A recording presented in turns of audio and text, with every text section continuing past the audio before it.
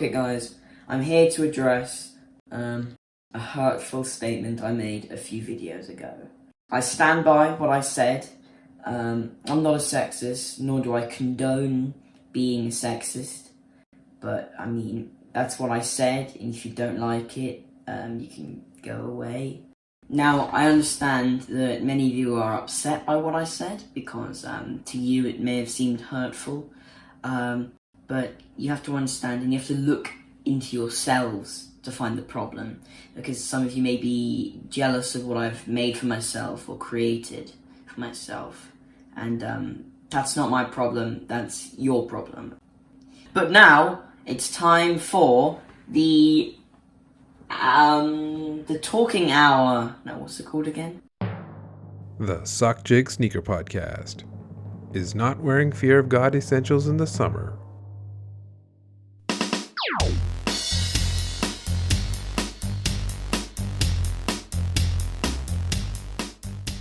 Welcome to episode 18 of the Sockjig Sneaker Podcast. I'm your host, Sockjig. You can find me on Twitter and Instagram at Sockjig. This episode is all about sneaker hot takes. It's gonna be a take Quake. So, I asked you for your sneaker hot takes and you heeded the call. So we'll play some of those takes and I'll react to them. Plus, of course, I'll have my own hot takes. And I know what you might be thinking. Hey, Sockjig, your takes are usually very well reasoned and sensible, not awful takes that you just flip-flop on, to which I say, thank you, good sir, as I hand you a sack with a $sign on it. Well-reasoned sneaker takes will continue next episode. This week is all hot takes. No bullshit, just the hottest takes. This is big boy podcasting. You can tune into Kais or Sneaker Shopping with Carrot Top for some lukewarm takes. But a warning, if you're from the PC police, you have to tell me, otherwise it's entrapment. I know my rights. Okay, I'm starting off too hot, so let's talk about pickups and what's on feet this week, and then I'll debut a new segment called News and Views. Ah shit, that was a little loud. Pickups lately since last time I recorded. I picked up the Alien 380 blue ones. Those are pretty nice. I like them in hand. I know not everyone is a 380 fan, but they're pretty comfortable. The foam runners that came out, the mineral blue and the other one, taupe or sand or, whatever it's called. The ghost green Jordan lows, I picked those up as well. Those are officially underrated because I've seen them sitting and they don't go for that much of a retail. It's great. The shade of the green is really nice. It's the OG shape of the Jordan 1 low. The exposed foam I could have done without, but it doesn't really ruin the shoe, but good summer wear. I got the Kith 990 V3 from the early access that came out. It was nice to see that those were easier to get this time. I got the Pierre Moss Blue Sculpt. Bach Bros represent. Don't have those in hand yet. They're still in transit. I can't wait to kind of wobble and break my ankle in them. I picked up the On Flame Amber 700. Those are like some Shadow Realm wave runners. They're not as nice as the Sun one. So I probably won't keep these because I have the Sun one, but I'm just going to put it on the shelf and check prices later. On feet, most of the week I had Snow Beach Air Max 1s and the Ghost Green Jordan lows that came out. This is Sockjig's News and Views. Here's my 2 cents, gang. Concepts and Asics are releasing a sushi-themed shoe. Never once have I thought I would like my feet to look like the belly of a bluefin tuna. Did I hear this right? H-Captcha now wants you to draw a box around the fattest pussy? Maybe it's just me, but I don't think that's appropriate. The more I think about it, the more I appreciate shoelaces. A great, great invention. Kids in hype clothes look like little pricks. Fuck you, Taylor or Crayson or whatever your name is. If you only get one shoe for the rest of the year, it should be the ZX8000 Lego shoe. Black is a great color for an Air Force One, but for my money, white is the best. I don't care what anyone says. Hitler was a bad man, and you can quote me on that. Has anyone ever worn a Nike Blazer? I mean, really? When the Jordan Lightning 4 releases, I think that shoe will sell out quickly. Here's the dirty truth, gang. If you have sneaker art on the wall, you need to grow up. At no point have I ever thought, it's time to get into sneaker restorations. Sneaker YouTube. I don't know about you, but I don't want to listen to a man talk about sneakers for an hour. Time for your calls with balls in the comments section. So get to higher ground, stay away from windows, and nail down the dog. Because it's about to be a take, Quake. Oh, fuck yeah. Alright, first off, Man Shoes Huncho from New York City. This isn't a hot take, this is actually a fact. Sneaker Twitter kids rather get likes from other dudes than make money. My favorite topic on this podcast, really. You know, flexing can have a business purpose. If you don't flex, did it really happen? And you know what? I'm not going to lie. Getting 50 likes is pretty nice. You know, a nice mini endorphin rush for my tweet about Grimace wearing Kith Pippins. You know, it feels pretty good. Anyways, solid take, quick and effective, said with conviction. Thank you, Man Shoes Huncho.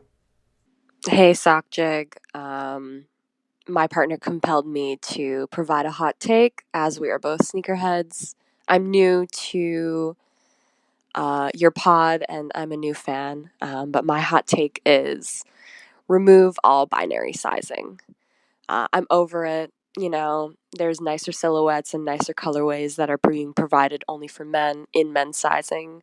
And I think that's complete, utter garbage and needs to be absolutely scrapped. No binary silhouettes, no binary colorways. You know, women and gender nonconforming people want to wear nice shoes too. Just kind of scrap it all and redo it. That's my hot take. Hope it gets on the pod. Oh yeah, ladies love Sockjig. That was a call from Olivia. Thanks for the call. I appreciate it very much.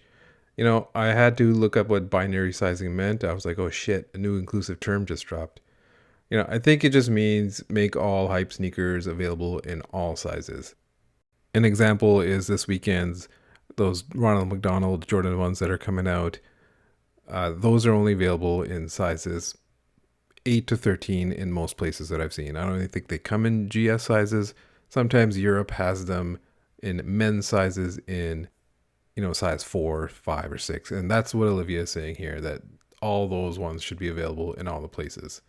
And I know there's like a debate among women that there should be more women's exclusives on one side, and the other saying, fuck women's exclusives, make all shoes available in all sizes. Some of the bulkier silhouettes, like a Jordan 7, you'll probably have to redesign to be in a smaller size, but that's not necessary on, say, you know, a sock style Yeezy 350. You know, brands have gotten better at this than they were 3 or 4 years ago. You know, before it's mostly GS sizes, some women's drops. Now there's more exclusives and kind of more of everything as more and more women are into it, but you know, still not enough. One thing that is different is Yeezy does this pretty right.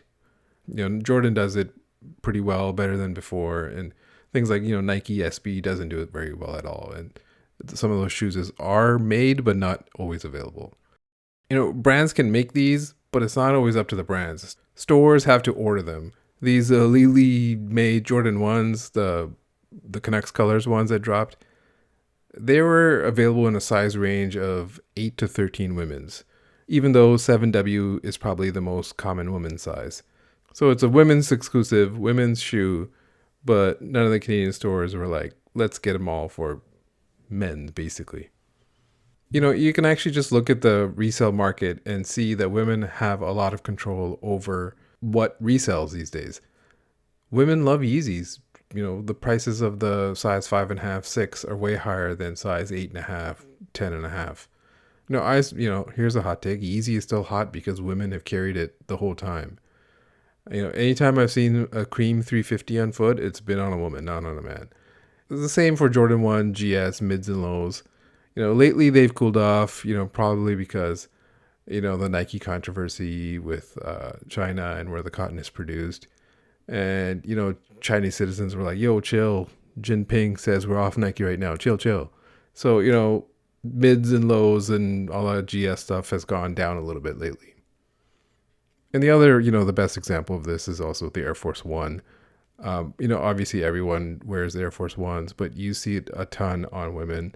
If you look, size 6.5 men's always sells out quickly. And that's because, 6 plus 1.5 is 7.5. 7.5 are the most common women's sizes. So women control a lot of the market. That means they want these shoes, so the demand is there, and the brands should listen to them, the store should listen to them, and make more available. So thanks again, Olivia, for the call. You believed it, you said it with conviction, you didn't pause or stumble over your words or anything. Solid hot take. My sneaker hot take is that Soul Link's Twitter or sneaker Twitter could make you more money than most cook groups can make you. Oh yeah, my favorite rivalry, cook groups versus the Link boys. Really, affiliate link stuff, it takes a lot of work. You always got to be online, you always got to be around for drops. This year, there's like 3-4 drops a day. You got to sit through queue and take screenshots. You got to post it onto Bitly so you get your affiliate link. You got to, put hashtag ad and everything. You got to schedule a shit ton of tweets to send later. Now, people used to shit on Soul Links all the time for leaking. A lot of times people thought even he was secretly in their cook groups and leaking that kind of stuff. But these days, monitors and bot quick tasks and such are so fast that Soul Links is not really that much of a competitor. But really, the hardest part about doing this affiliate link stuff is building an audience and, gaining followers. And the only way to do that is, connect to people and make it so that they trust you. So a lot of times you got to send links to stuff that isn't going to have any affiliate links for you. So you're not technically making any money on that kind of stuff, but you're around and you got to post it because you got to build trust. So I rate this hot take a 4 out of 10, but if I disagree, technically that makes it a good hot take. So congrats, Dove. You beat me at my own logic. Okay, we'll get to the rest of your calls a little bit later, but let me do my own take, Quake. So get to higher ground, stay away from windows, and nail down the dog. Because it's about to be a take, Quake. All right, my first hot take was one I sent on Twitter. I said, Nike knows that the sneaker game is a circus, so they're giving you clown shoes. And there's a bunch of photos of various dunks in multicolor clown colorways and, the Jordan 1 that's coming out, the Fusion Red. I said in the State of the Sneaker Game podcast that Nike's strategy is not to make shoes available to you. It's to get you hooked, so you try for every drop. So after all that effort, you're happy and thankful that you were able to scrape by and get 4 or 5. And you say, thank you, Nike. Thank you for giving me these clown shoes after 2 months of L's. I'm so appreciative that I was able to get this hot pink and blue disaster, whatever the hell it is.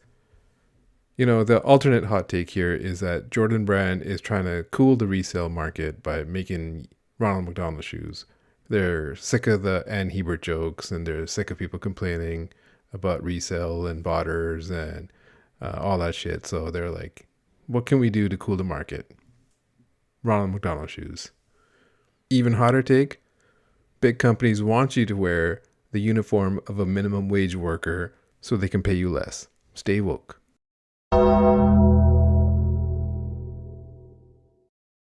Sneakers app has a series of videos where sneakerheads tell you a story about how they were able to get their grails, called Grail Tales. Most of the stories follow a similar formula. They went to the store, some mishap occurred, the store was closed, they came back, a store manager took pity on them, they were able to get their shoe.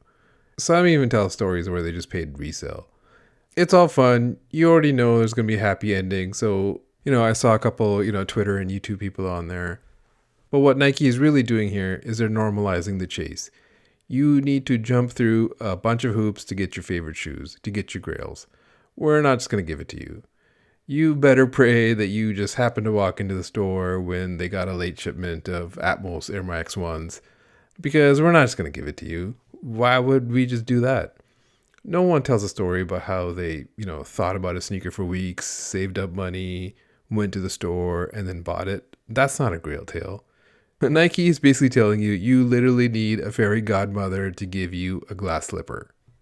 So hot take, Nike is denying us our favorite shoes. And when we do by some miracle get them, they're just using that and exploiting us for content. Hold on, let me play the dong again.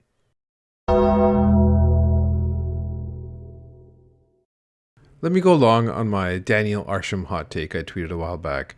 This started when I saw him wearing those shitty aged Dior's. And if you don't know, his gimmick is future relics.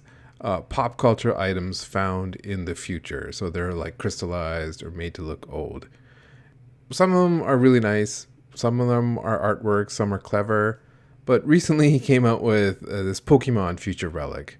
And I saw this and I'm like, what the hell is this? This guy, this Arsham guy, is 40 years old. He's a little bit younger than me, so I feel like I can speak on this. Those Pokemon cards debuted in 1999 or so. They were way in the later generation, not my generation.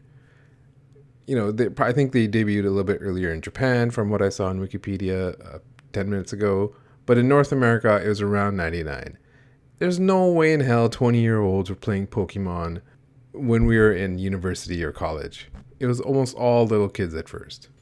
So really, this guy has a gimmick where he can jump from trend to trend and borrow whatever is cool, even if he has no real connection to any of the stuff he's making.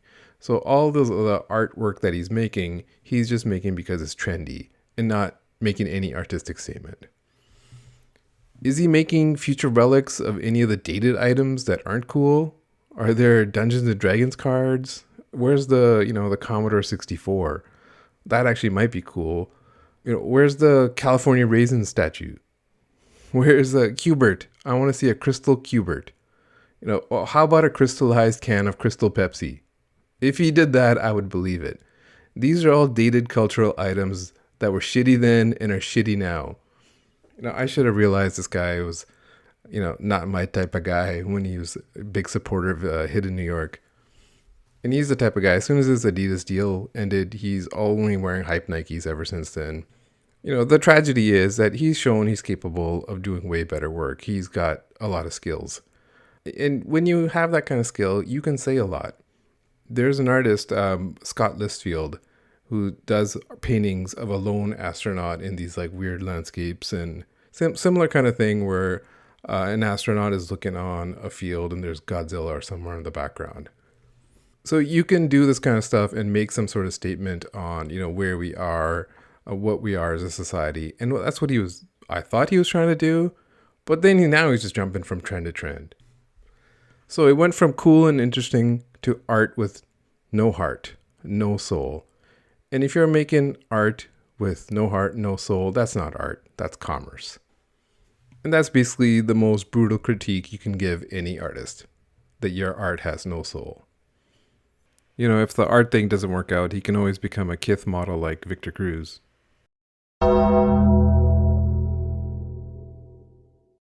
Speaking of clown shoes and art with no soul, Off-White and Nike are back.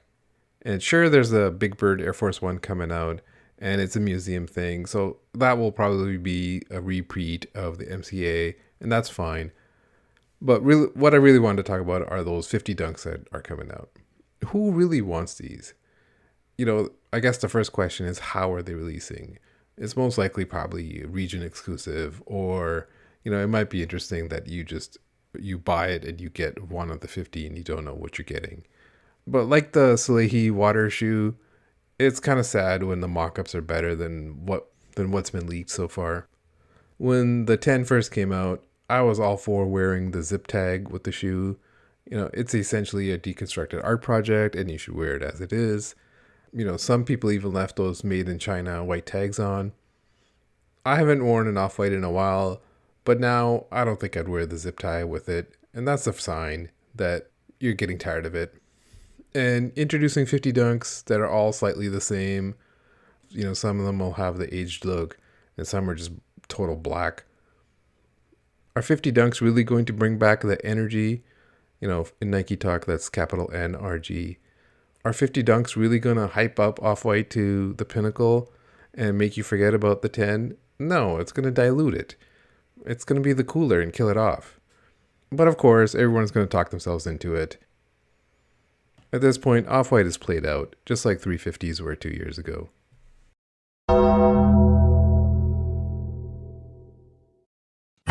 Time for your calls with balls in the comments section. So get to higher ground, stay away from windows, and nail down the dog. Because it's about to be a take, Quake. Alright, if you're just joining us, we're taking calls of your hottest sneaker takes. Actually, I'm kind of curious if you're joining us in the middle of this program, because that's not really how podcasts work. But anyways, let's go to the calls. Yo, a lot of people aren't going to want to hear this, but Kanye and Frank single-handedly saved the Air Jordan 1 from obscurity. Prior to those Tumblr pictures going viral, those motherfuckers were going on sale left and right, talking new lows, Chicago mids, shit. You could get 01s for the low, 300s, 400s. Miss me with that bullshit that everyone's been a 1 fan their whole life. That was Rock Bottom Ron on Twitter. Thank you very much for the call. And he's 100% right. You know, in 2011 or so, Kanye was always wearing Jordan 1s, mostly the Breads and Royals. I think he wore them to like Fashion Week, and mostly the photos were like these paparazzi photos. But it really was that Tumblr era as well. So they were going viral before, the current version of viral. And even the Watch the Throne video, the Otis song, that was 2011 or so. I think Jay-Z's wearing like Breads in that one, and Kanye's wearing black infrared 6s, I'm pretty sure. And, they were wearing the 2001 Breads around then, because Breads didn't really re-release till 2013. And if it takes 18 to 24 months from an idea to, a shoe going on the shelf, then the timeline matches up. Nike saw Kanye wearing these. They saw the Tumblr pictures in 2011. And then the shoe was on, the shelves by late 2013. And this is all pre-apps, so the resale market was totally different back then. It was all eBay, Facebook groups, Flight Club, that kind of stuff. So that stuff was going on cheap before then. But really, people do this all the time. They backfill and try so hard to prove you were there when it doesn't really matter. No one's going to ask you a full story about where you got those from or why or your back history. But, that backfilling is really easy to do. Oh man, when I used to be a kid, I had the Jordan poster where he's got the black toe ones draped around his neck, and I always wanted a pair. No one's going to go ask your mom if you had that poster. There you go. There's a free story for you. Free game. What up, Sockjig? Longtime fan, follower, love your content. I'm at Killer Toaster on Twitter. And my hot take is, the mutual agreement. You hook a friend up for retail for a shoe they want. They hook you up. And, it's for the toe. It should be for the toe most of the time because it's the hookup. But what irks me, what really grinds my gears is when you hook somebody up for retail and then they go and they sell the shoe and for resale. So it's just kind of like a slap in the face, kind of like a pull on the dick, an unwanted pull on the dick. You know what I mean? And it just kind of, it's just not needed. It's just like, damn, I was looking out for you. I hooked you up and you're going to go and sell it. All right. That's my hot take. Thank you for the call. This is just common sense. And really, in the world of hot takes, common sense has no place. But really, the circle of friends I hook up is very small. And even then, I have a one-strike policy. One strike and you're out. But really, I don't ask anyone for ops. I'm never really in this position that often. And if I do, it's going to be for something good where I already understand the chances are low. And it's asking someone I've already helped before, so it's a give and take. But here's my hot take. Always asking for ops or asking people to try for you is pathetic. Here and there is fine, but if you're always like publicly on Twitter or Instagram, man, that sucks. That's awesome that you got that. Wish I could get it. You should try for me next time. And then if the resale price is like low on the shoe, it's like, oh shit, I already won that raffle. So now you're forced someone to like buy something for you and you didn't even want it. Anyways, stop being pathetic. Just try for yourself. I feel like Nike is starting to make the same mistakes as Adidas did with Yeezys, like dropping a lot of colorways and hiring the stock. You can see it literally in the resale prices. And maybe because of that, the market will change once again. Like a few years ago, we had time where Yeezys sold for way more than Jordans, and now it's the opposite pretty much. And I can see if Nike starts overstocking a lot like Adidas does or did, I can see it happening again. That was Henry Souls on Twitter with the call. Thank you very much for the call. I really appreciate it. And this call was, about Nike making too many sneakers and flooding the market. And there's just so many people wanting into sneakers now that there was even 2 years ago. It's kind of hard to compare now and then. Early on, Yeezy brand back then was in their, build the hype phase where everything was limited. And, Kanye promised that anyone who wants a Yeezy will get one. And he delivered on that promise. And we're in that phase now where stock is way higher because he's delivering on what he said. That's a 2-3 year brand strategy, and they've been doing it pretty well. So, of course, the resale price is going to be lower now than it was back then. And resale prices on Nike will only go down if people stop wearing it or they increase stock. So, I don't see many people moving away from Nike these days. Women were wearing Superstars for a long time, then Fila Disruptors, and now Air Forces. Maybe they'll go back to Superstars again. Who knows? All these dunks this year were meant to kind of take pressure off that Air Force One, but it's not like they're easy to get. Even the white on white Air Force One has been sold out and is hard to get. Fatigue can set in where it's like, well, if I can't get one, then forget them all. I'm that way with dunks. It's like, who cares? Do I really want to jump through all these hoops for a $100 shoe that isn't even that great quality? So yeah, Nike could fuck it up temporarily, but history has shown they've got a pretty good handle on it. Nike is a warship. If they're on the wrong path, eventually they'll figure it out and turn the warship around. Of all the brands, they handle that the best. Everybody's talking about Nike winning the trade dress trademark back for the Air Jordan 1, but everybody's missing the point. As more and more people continue to strike out on the real thing, more and more people will turn to bootleggers and fakes for the most part. Nike has badly missed out on the opportunity to support the demand for their sneakers and the exponential growth of the sneaker market in the last 5 to 10 years. And it will only get worse. Instagram and other social media sites has made sneakers the number one thing to have. And more people will continue to get into the game, and more people will strike out, which will lead to even more bootleggers and even more fakes on the market. And it will get crazier from here. That call was from Rico. Thank you very much for the call. And this call was basically the opposite of the previous one, saying Nike's not making enough to meet demand. As I said, Nike knows demand. They know more people are into sneakers now than ever before.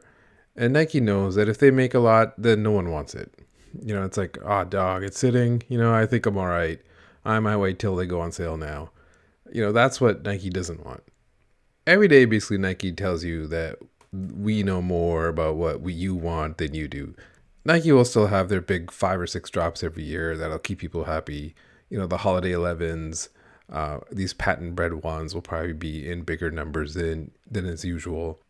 The real question here is about the fake stuff and the bootleg stuff. And the real question is, are you the type of person who will seek out a fake shoe? Let's split the discussion here and set our terms and vocabulary up front. The difference between knockoffs and fakes. Let's say knockoffs are the tribute shoes like the Fugazi or the Dick and Ball ones, or even the cool Key or Kai or whatever the sneaker is with the lightning bolt. I don't want any of those, but they can be an art statement or they can be a naked cash grab. Let's talk about the fakes that are the one-on-one replica that are made to pass as authentic. There's something that someone might send in to StockX to pass verification. And I've said my take on fakes before. To recap, the take is that if you wear fakes, you've basically peed in the pool. Everything you own is now suspect. Think of a friend who bought a pair of fake Travis Ones and then tells you. And he's like, hey, check out my Travis Ones. They're fake. And you're like, oh, wow. And he'll tell you he got a great deal on them. The next day, say he's wearing shattered backboard ones. And are you like, are those fake? He's like, no, man, I won the raffle. You're like, I don't know. And then you're looking at his like Essentials hoodie and the E is falling off. Is it falling off because you put it in the dryer, or is it falling off because it's fake? He's peed in the pool. Everything he has is suspect. There was a big Twitter discussion about this, and it was kind of disheartening to see that so many people were on the side of fakes or saying that it's okay to wear fakes. People would always look for these exceptions to kind of prove that wearing fakes is all right. One example is think of a teen who really wants one but can't afford it, but all his friends have one. I think in this case, it's totally okay for that teen to go out and buy the fake, and so he can fit in with his friends. My response, fuck them kids. Fuck that kid. And fuck his friends too. If you can't wear a white Air Force One and fit in with your friends, then your friends are shit. Or it's saying something about yourself. You know what's great about wanting something that you can't have? Saving up and working hard and then getting it later. That is literally what retros are. We all know getting the sneaker is hard. That's basically what this podcast is all about. But when you do, it's rewarding. It's almost like there's a life lesson here with all this fake talk. All the sneakers I wanted as a teen, I never got till way later in life. I had to wait till 2006 before I got the Air Jordan 5 with the silver tongue. And right now, I can't even remember if that pair had the reflective tongue or not, if it was really OG. The Air Jordan Cement 3, that's the one I always wanted, with the Nike Air on the back from the dunk contest, because I'm a boomer who was alive during that dunk contest. And those came out in the 88s in 2011, 2012 or so. It was one of the most fake shoes I've ever seen. Everyone I saw on Facebook who was posting it, most of the time, they looked like they were fake. So I just completely avoided it. I got the free throw line 3s a few years ago, but it's got the red line at the bottom, so it's not a real OG, but close enough. But the real issue here is about status and confidence. What's going on in your brain that is saying, I need this to be complete. I need this fake shoe to be complete. There's the oxymoron. You need something fake to be authentic, to be 100%, to be on the same tier as your friends. So obviously you don't need that shit. You're better off working on yourself. Authenticity is never going out of style, so don't wear fakes. Here's a hot take. If you wear fakes, you can't ever really use the 100 emoji ever again, so that's reason enough not to. That's it for episode 18 of the Sockjig Sneaker Podcast. I hope you enjoyed listening to it as much as I did making this one. The point was to have a little fun, get a little absurd, since that's my usual sense of humor. If you disagreed with anything I said, you can always reply to me on Twitter at any time with why you disagreed. My Twitter is at LA3Life. That's at LA3Life. Thanks for listening. I'll see you next time. The more I think about it, the more I appreciate shoelaces. A great, great invention.